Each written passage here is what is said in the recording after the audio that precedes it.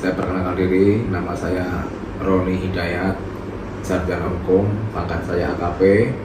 Jabatan saya di sini Kanit Lalu Lintas atau Kepala Unit Lalu Lintas di Polres Semarang Barat. Saya akan menceritakan biografi saya terkait dari masuk polisi hingga menduduki jabatan sekarang ya. Sekali lagi mungkin nanti cerita saya bisa menjadikan motivasi adik-adik semua terkait untuk menggapai cita-cita masa depan.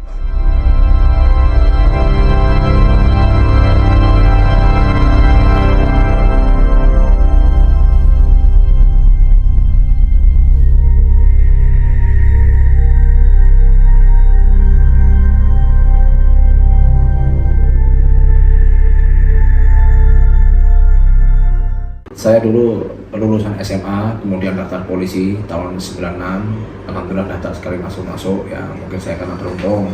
Setelah itu saya pendidikan di SPN Banyu Biru selama 11 bulan. Setelah pendidikan 11 bulan, zaman saya dulu itu namanya kepolisian itu wilayah tugas NKRI, tidak sekarang. Kalau sekarang itu cenderung lokal boy for lokal job, artinya pendidikan misalnya di Purwokerto atau di Banyu Biru, penempatan wilayah sekitar situ juga, pengiriman dikembalikan ke Polda asal. Kalau saya tidak, pendidikan di SPN Banyu Biru dulu kan wilayah Jawa Tengah, jadi Jawa Tengah itu dulu punya 2 SPN, Banyu Biru dan Purwokerto. Saya penempatan kena luar Jawa, saya kena dinas di Brimob Kalimantan. Saya di Kalimantan tugas sebagai Brimob, langsung pendidikan lagi di Batu Kosek untuk pemantapan Brimob 3 bulan. Kemudian saya di dinas di sana kurang lebih 9 tahun, saya dapat rezeki pindah ke wilayah Polda Jawa Tengah. Namun sama pimpinan masih dikasih kepercayaan untuk kembali ke pasukan Brimob. Saya dinas di Serondol mulai tahun 2006 sampai dengan tahun 2017. Kemudian saya alhamdulillah tahun 2013 saya mendaftarkan diri sekolah perwira di Sukabumi. Alhamdulillah lulus ya. Dan lolos, saya pendidikan di sana, penempatan masih di Brimob sebagai kanit di sana. Kemudian berjalannya waktu, pangkat itu saya pindah mutasi ke Polrestabes Semarang. Polrestabes Semarang saya dipercaya untuk beralih ke fungsi lalu lintas.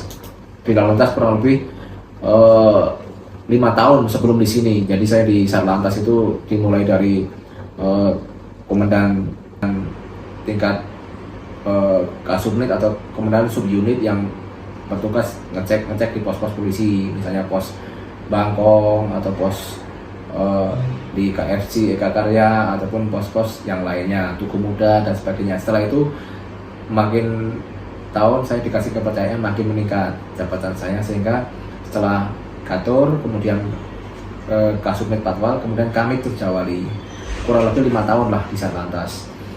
Kemudian namanya organisasi itu kan ada kalanya penyegaran. Saya pindah ke sini karena ada teater baru 2 bulan setengah. Sebelumnya di Simpang Lima kantor saya, sekarang pindah di sini ya, saya bersyukur bisa dinas di Polsek Semarang Barat, tentunya menambah pengalaman saya. Setidaknya saya punya kehidupan baru, artinya setiap kedinasan itu ada plus minusnya. Mungkin di Satlantas kita dinamikanya luar biasa, kegiatan tidak ada hentinya. Di sini mungkin sedikit ada waktu lah untuk mungkin menemui adik-adik skimu.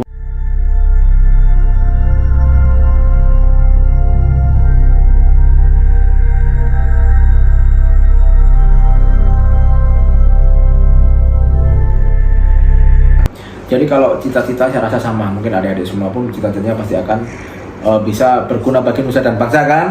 Tujuan masuk polisi itu mengabdikan diri pada nusa dan bangsa dengan menjadi seorang polisi. Ya ini sudah saya laksanakan. Artinya tujuan cita-cita itu pasti kayak gitu, ingin mengabdikan diri pada nusa dan bangsa ya kan.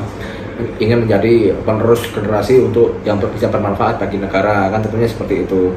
Tapi tujuan pertama itu sebenarnya kalau kita boleh jujur, tujuan masuk polisi kan mencari kerja ya, supaya kita ini bisa mendapatkan kemapanan, karena dengan bekerja kan kita bisa nantinya bisa berumah tangga, bisa membesarkan anak kita kan, itu kan. Kalau tujuan paling high itu kita menjadi polisi untuk mencari pekerjaan, itu yang jelas. Kalau mengabdikan diri pada nusa dan bangsa, ingin menyumbangkan pikiran dan tenaga untuk negara, itu memang yang sifatnya umum, normatif, tapi yang intinya supaya mendapatkan pekerjaan, itu jelas yang paling utama. gitu. Lika-likunya Bapak menjadi perwira itu gimana Pak? Baik ya, jadi memang betul sekali kita ini dari Bintara terus mau masuk perwira itu, kalau bagi saya pribadi itu bukan hadiah, tapi karma kita. Bagaimana saat kita Bintara itu melaksanakan tugas, ya alhamdulillah saya bukannya bagus dalam tugas, bagus dalam kerja, tidak. Setidaknya saya melaksanakan apa yang diperintahkan pimpinan, bekerja sesuai dengan aturan yang berada, tidak pernah melanggar, alhamdulillah tidak pernah ada pelanggaran. Nah itu kan setidaknya kita menanam yang baik-baik kan. Kalau kita tanamannya baik, mengikuti dinas, selalu membantu kesatuan, membantu negara, loyal terhadap pimpinan, selalu mendukung program kesatuan, mendukung program pimpinan, akhirnya nanti bukan karma saya bilang ya, saya rasa tadi itu anggap aja tanaman kita nanam baik ya insya Allah hasilnya baik. Jadi bagi saya perwira itu bukan hadiah, tapi berkat kerja keras kita. Makanya saya 2 kali mas datang perwira. Yang pertama sampai akhir tapi belum lolos, yang kedua langsung lolos, alhamdulillah.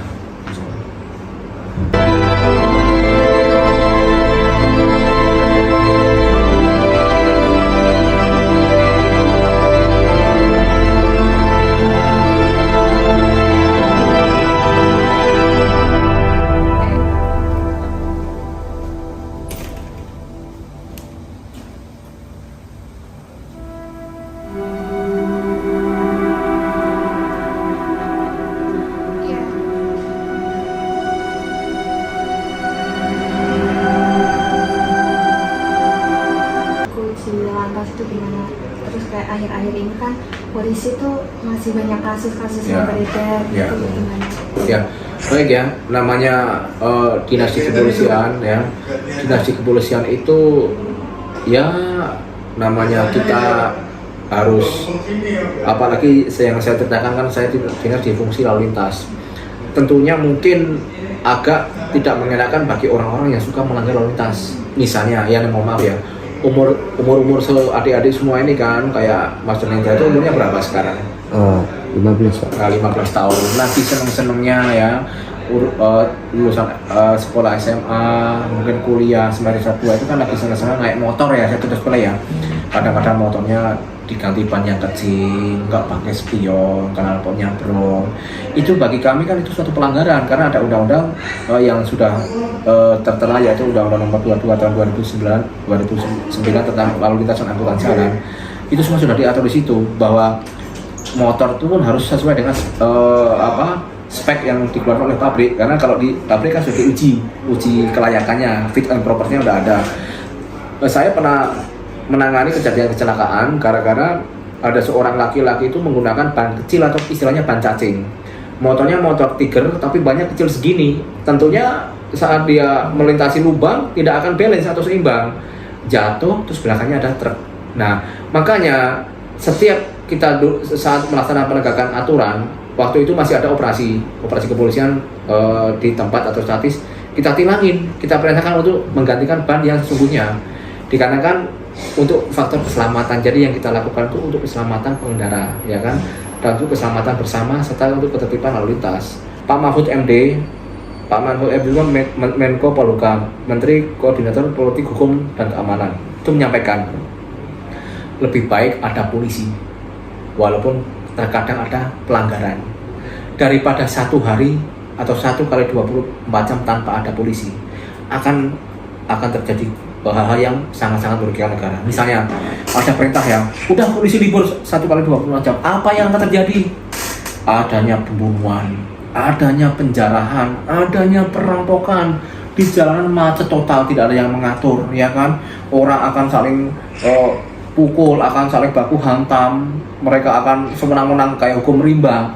Dengan adanya polisi mereka kan tidak berani seperti itu. Makanya lebih baik ada polisi, karena bagi yang melanggar itu kan oknum, tidak semuanya. Kan banyak yang polisi baik tapi tidak diviralkan kan. Nah, banyak yang polisi baik membantu orang susah, bahkan dia rela gajinya itu untuk menyantuni anak yatim. Ada juga tapi kan tidak pernah diekspos.